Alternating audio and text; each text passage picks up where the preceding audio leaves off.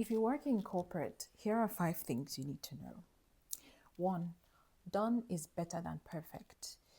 Look, if you're always waiting for something to be perfect, or always waiting for the perfect moment, or waiting to just make sure that, just double checking and, triple checking and always checking to make sure that there are no errors or you make a mistake, you're going to be stuck in that analysis paralysis mode, and you won't get a lot of work done. You won't be able to get things done, right? I'm not saying that put out shoddy work. I'm not saying that don't check for errors or don't check, double check your facts. I'm saying that done is better than perfect.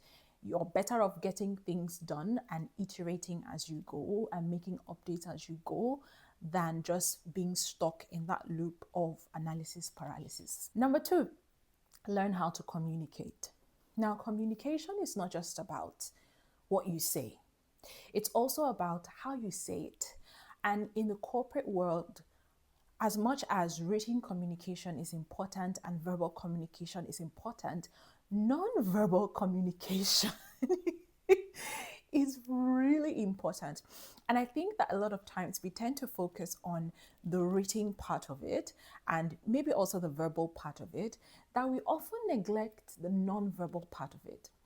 And if there's one thing that you need to know, it's that people are constantly reading your body language, especially if you work in corporate.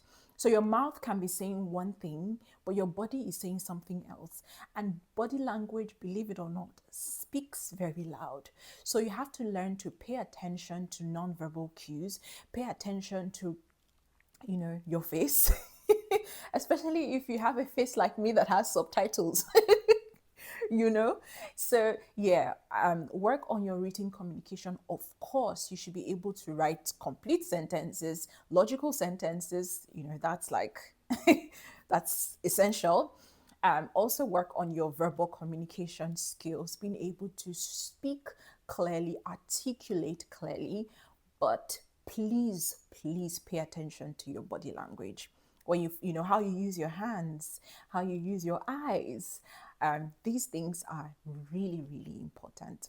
Number 3, be confident, but please be competent.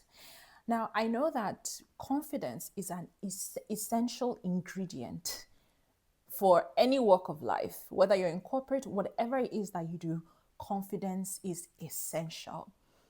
And sometimes I think we overstress it, right? As much as confidence is important, make sure that you're competent.